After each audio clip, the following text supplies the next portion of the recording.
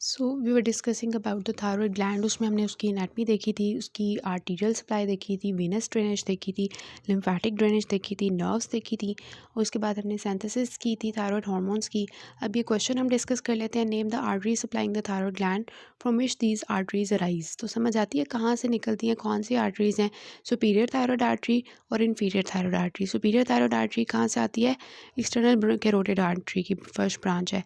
और inferior thyroid artery is a branch of thyrocervical trunk which arises from subclavian artery, and subclavian artery derives from the aorta। ठीक है। और thyroid ईमा artery होती है which is actually from the brachiocephalic trunk और arch of aorta. So this is the arterial supply of thyroid gland.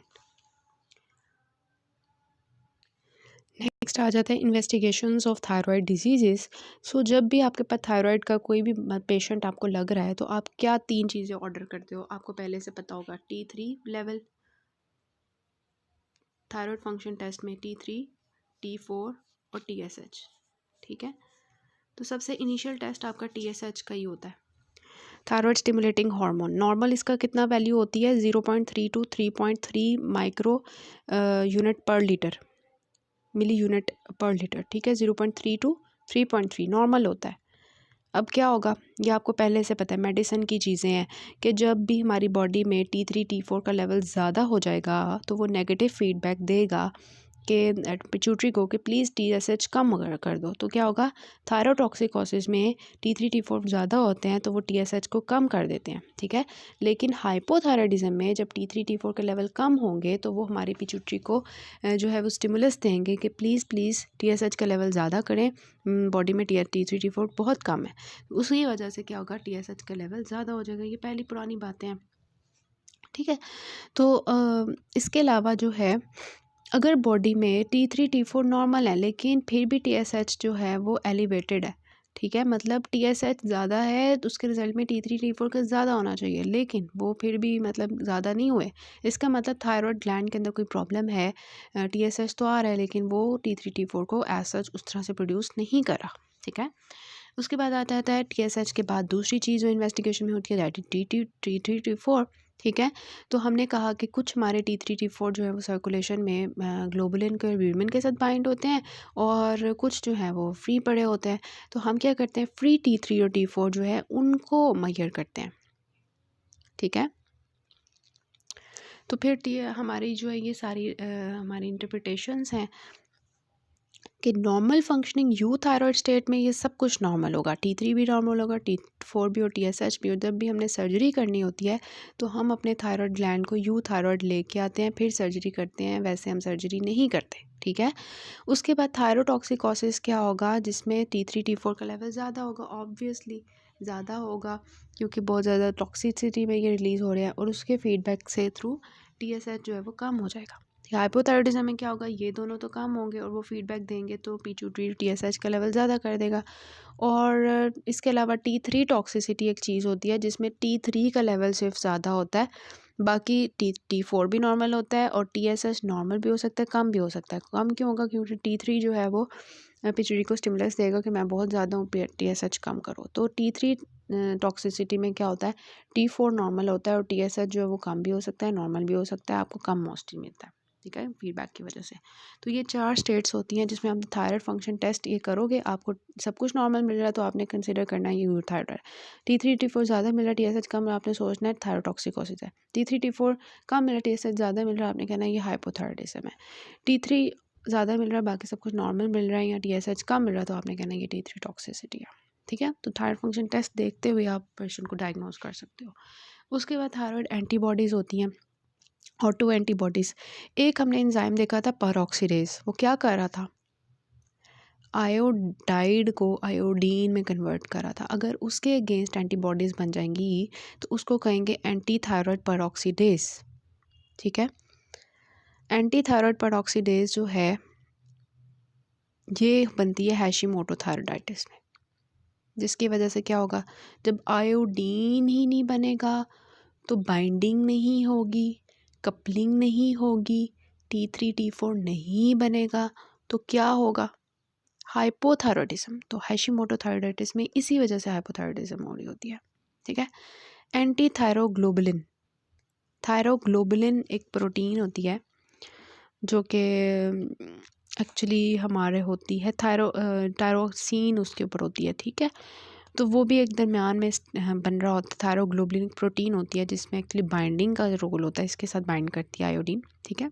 मतलब मैं बताने की कोशिश कर रही हूँ कि वो जो प्रोटीन होती है ना पूरी, उसमें एक टायरोसिन होता है ना, अमाइनो एसिड, जिसके साथ आके आयोडीन बाइंडिंग करती है। तो वो जो प्रोटीन होती है ना ग्रीन कलर की जो दिखा रही हूँ, दिस इज़ थायरोग्लोबुलिन। तो थायरोग्लोबुलिन के अगेंस्ट एंटीबॉडीज़ बन जाएंगी तो क्या होगा,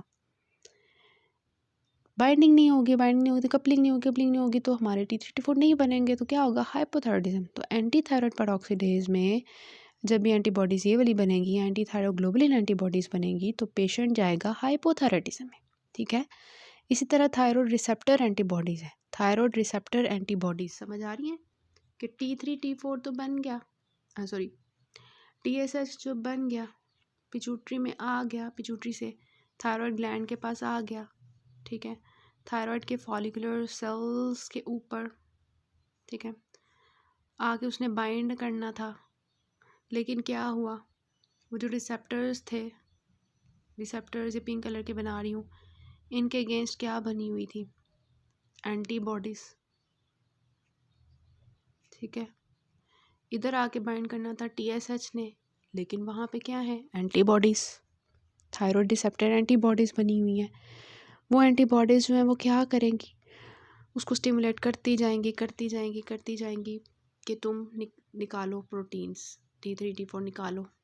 तो ये थायरॉयड फॉलिकुलर सेल्स क्या करेंगे, ये ब्लड वेसल के अंदर T3T4 को निकालते जाएंगे, ठीक है। वो एंटीबॉडीज़ उनको हुक्म दे रही हैं कि निकालो एंटीबॉडीज़, निकालो अंदर से T3T4, तो हाइपर थायरॉयडिज्म हो जाएगी। तो ये किस में होता है, थायरॉयड रिसेप्टर एंटीबॉडीज़, अगर आपको याद हो, ग्रेव्स डिजीज़ में, ठीक है। तो anti thyroid peroxidase and anti thyroglobulin are increased in autoimmune Hashimoto thyroiditis, जो पहली दो हमने पढ़ी हैं जिसमें हाइपोथायरॉयडिज्म होगा, while the thyroid receptor antibodies are increased in Graves' disease which results in hyperthyroidism, ठीक है। तो एंटीबॉडीज़ देखते हुए, उनका लेवल आप देखते हुए इन्वेस्टिगेट कर सकते हो कि पेशेंट को क्या डिजीज़ है, हाइपोथायरॉयडिज्म है, हाइपरथायरॉयडिज्म है, ग्रेव्स है, हैशिमोटोज है, ठीक है। उसके बाद अब आपने जो है थायरॉयड फंक्शन टेस्ट करवा लिया, एंटीबॉडीज़ चेक करवा ली, अब आप चाह रहे हो कि वो जो हमारा थायरॉयड ग्लैंड का जो नेक स्वेलिंग बनी हुई है, ठीक है, वो सॉलिड है या सिस्टिक है। सिस्टिक मैं ब्लू कलर की बना रही हूँ। आपने पेशेंट की गर्दन चेक की, आपको वहाँ पे मास नज़र आया। अब आपने क्या किया, जब भी आपको मास नज़र आता है ना, आपने पेशेंट को कहना है ये लो थायरॉयड अल्ट्रासाउंड करवा के आओ, ताकि आप चेक कर सको कि वेदर इट इज़ सिस्टिक और सॉलिड। सॉलिड मीन्स कि वो कोई कैंसर हो सकता है, कैंसर हो सकता है, solid is can be cancer. तो फिर आप क्या करोगे, अल्ट्रासाउंड के बाद उस कैंसर के लिए उसकी बायोप्सी लोगे, ठीक है। लेकिन अभी तक हमने यही डिफ्रेंशिएट करना है कि सॉलिड क्या है, सिस्टिक है, एडिनोमा, लिम्फ नोड्स इन्वॉल्वमेंट को डिफ्रेंशिएट करने के लिए अल्ट्रासाउंड स्कैन करवा लेंगे। फिर सीटी स्कैन आपको पता होता है, कहीं भी आपको कैंसर डायग्नोज लग रहा है, सस्पेक्टेड मेलिग्नेंसी है, तो उसकी स्टेजिंग के लिए आप सीटी स्कैन करवाते हो, तो इस वजह से सीटी स्कैन हो गया। इसके अलावा क्या है, आइसोटोप स्कैनिंग, ये बहुत ही आसान होता है। रेडियो एक्टिव आयोडीन होती है हमारी, उसको हम पेशेंट को दे देते हैं, ठीक है। This is thyroid follicles. हमने क्या किया, पेशेंट को हमने दे दी क्या, टेक्नीशियम Tc99 सोडियम, हमने पेशेंट को दे दिया, रेडियो एक्टिव होता है, ये आयोडीन की तरह होती है, ठीक है, ये आयोडीन की तरह होती है,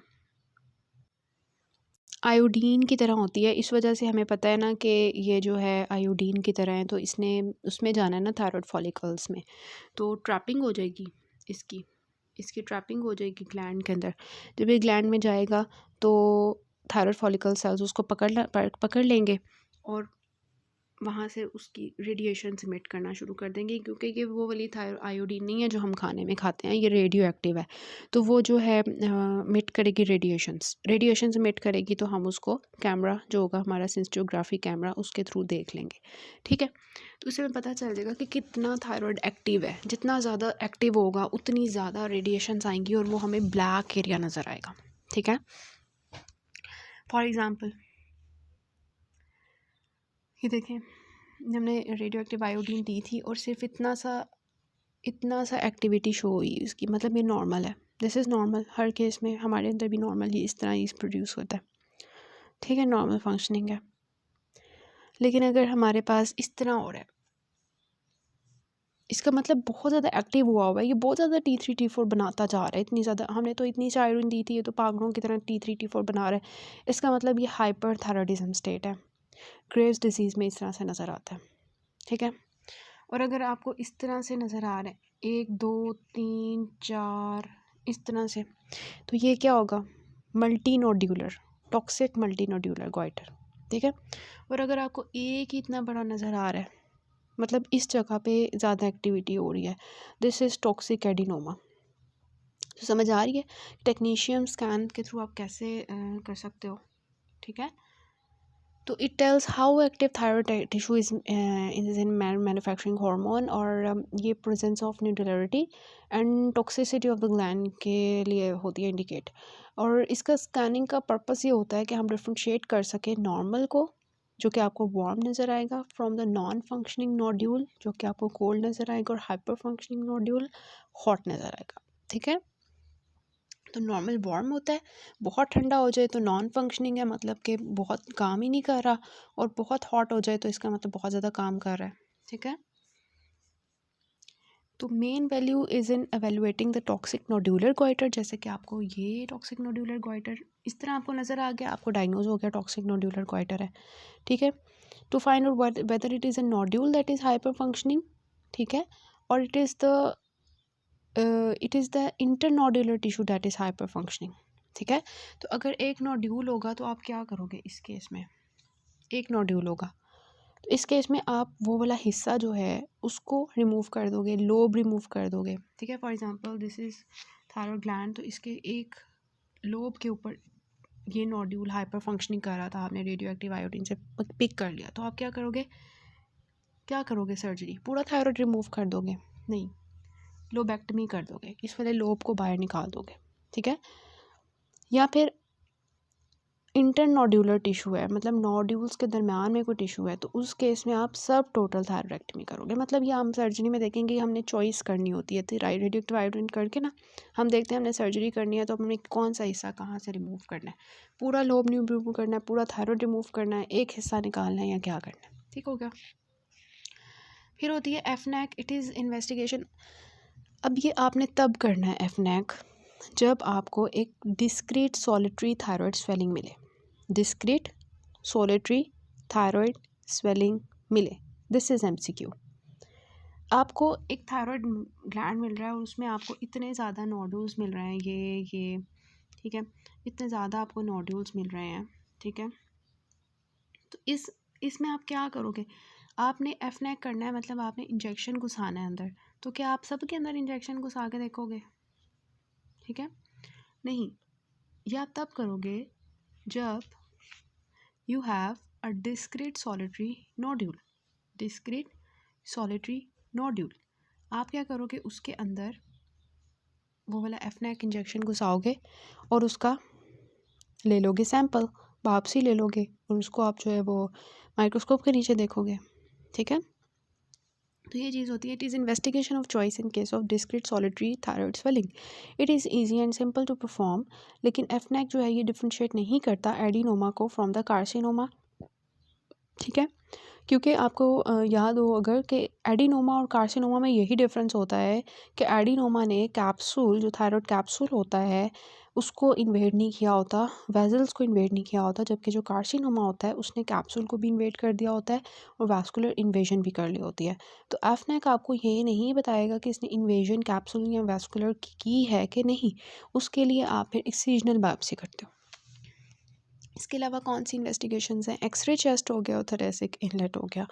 ये आप रेट्रोस्टर्नल एक्सटेंशन ऑफ क्वाइटर के लिए करते हो। ट्रैकियल कंप्रेशन तो नहीं हो रही थायराइड स्वेलिंग की वजह से, या डेविएशन तो नहीं हो गई और पल्मोनरी मेटास्टेसिस तो नहीं है, उसके लिए आप एक्सरे चेस्ट और थोरेसिक इनलेट करते हो। So these are the investigations which you can write in any of the disease of thyroid, अगर वो आपको पेपर में आती है। ठीक है, मेडिसिन के लिए भी, सर्जरी के लिए भी। तो कौन कौन सी हैं थायराइड फंक्शन टेस्ट हैं, जिसमें we have the TSH, we have the T3 T4, we have thyroid auto antibodies, we have ultrasound scan, CT scan, isotope scanning through the technetium sodium 99 and FNAC and excisional biopsy and X-ray chest and thoracic inlet. ठीक हो गया। Next thing, thyroglossal cyst. Thyroglossal cyst, thyroglossal duct cyst, इसको just हम go through करेंगे, important topic नहीं है, second priority है। तो अब होता ये है कि थर्ड वीक ऑफ जेस्टेशन में, थर्ड वीक ऑफ जेस्टेशन मतलब पहला महीना है बच्चे का इन द वम ऑफ द मदर, तो क्या होगा, उसकी फॉरगट जो है, फॉरगट वहाँ से एक आउटपोचिंग निकलेगी। ठीक है, बेस ऑफ टंग पे at the foramen caecum, this is the tongue, इसकी बेस पे एक फोरामेन सीकम होता है। वहाँ से थर्ड वीक ऑफ जेस्टेशन में क्या होता है कि एक आउटपोचिंग निकलती है, फॉरगट मतलब फॉरगट का लेवल है ना। ठीक है, यहाँ से एक आउटपोचिंग निकलेगी। ठीक है, जो कि बाद में थायराइड ग्लैंड बनाएगी। ठीक है, तो अब ये बेस ऑफ टंग है, वहाँ पे फोरामेन सीकम के लेवल से ये आउटपोचिंग निकलती है और फिर ये नीचे डिसेंड करती है, क्योंकि थायराइड ग्लैंड तो नेक के अंदर होता है, ज़ुबान के अंदर तो नहीं होता, उसने नीचे जाना होता है। तो early in the fetal life जो थायराइड ग्लैंड होता है वो बेस ऑफ टंग से नेक की तरफ आता है। ठीक है, बेस ऑफ टंग से मतलब दिस इज़ अ टंग, ये इसकी बेस है और यहाँ पे फोरामेन सीकम था, यहाँ से ये आउटपोचिंग निकली थी और उसने जाना है, ये गर्दन है। ठीक है, और यहाँ पे तब वही थायराइड कार्टिलेज, क्रिकॉइड कार्टिलेज पड़ी हुई है, ट्रेकियल रिंग्स पड़ी हुई हैं। ठीक है, इसने आउटपोचिंग नहीं आना है यहाँ से यहाँ पर। ठीक है, थर्ड वीक में ये निकली थी और इसने अब अर्ली एम्ब्रियोनिक लाइफ में नीचे आउटपोचिंग करनी है।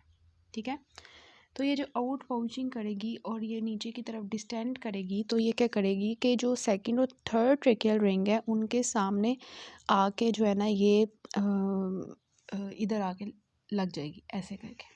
ठीक है, लेकिन होना क्या चाहिए कि जो अब जब डिसेंड कर रही होती है तो ये जो है उस फोरामेन सीकम के साथ अटैच रहती है, मतलब कि इस तरह होना चाहिए ना कि इसको जब नीचे आ जाना चाहिए तो अपना कनेक्शन जो फोरामेन सीकम के साथ था वो ख़त्म कर देना चाहिए। लेकिन ये क्या करती है कि जब ये यहाँ पे स्वेलिंग आ जाती है ऊपर से, ये ख़त्म नहीं होती, बल्कि यहाँ पे जब ये थायराइड ग्लैंड आ जाता है तो इसके थ्रू इसकी जो कनेक्शन है ना, मैं इसको ऑरेंज से बनाती हूँ, ये कनेक्शन इसका जो है ना इसके साथ फोरामेन सीकम के साथ रह जाता है। इस कनेक्शन को हम कहते हैं, दिस इज़ द थायरोग्लॉसल डक्ट। ठीक है, मतलब कि थायराइड ग्लैंड पड़ा तो उसके सामने ही है, मतलब कि थायराइड कार्टिलेज जो ट्रेकियल रिंग्स के सामने ही पड़ा हुआ है अपनी पोजीशन में, लेकिन जहाँ से ये आया था फोरामेन सीकम, उसके साथ इसका थायरोग्लॉसल डक्ट के थ्रू एक ट्यूब की फॉर्म में कनेक्शन है। ठीक है, नॉर्मल पर्सन के अंदर क्या होगा कि जब बच्चा फिफ्थ वीक के अंदर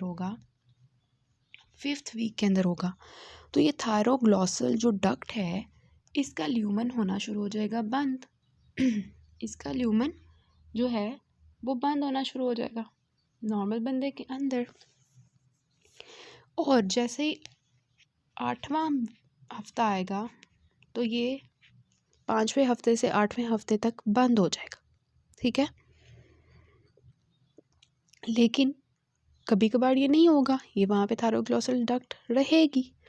ठीक है, जब वो परसिस्ट करेगी उसका हिस्सा या वो पूरी की पूरी, तो उसके रिज़ल्ट में एक सिस्ट बन जाएगी इसके पूरे ट्रैक में। मतलब ये सिस्ट जो है ये ज़ुबान से लेके गर्दन, तो जो थायराइड ग्लैंड का एक हिस्सा है ट्रेकियल रिंग्स का, वहाँ तक किसी भी जगह पे सिस्ट बन सकती है।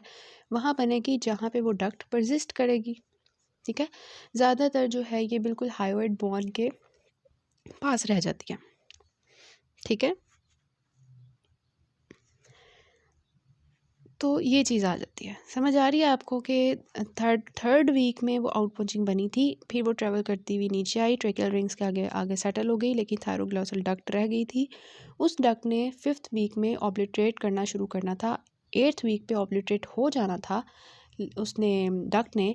लेकिन वो जब ऑब्लिटरेट नहीं करेगी तो वो अपने उस पूरे पैथवे में किसी भी जगह पे जो है वो परसिस्ट करेगी, तो उसकी वजह से वहाँ पे सिस्ट बन जाएगी, और वो सिस्ट मोस्टली आपको हायर्ड बोन के सामने मिलती है। तो ये सारी कहानी होती है थायरोग्लॉसल डक्ट सिस्ट की, कि किस तरह से बनती है। ठीक हो गया। तो वो कहते हैं कि अब ये होता है कि हम ना इनकी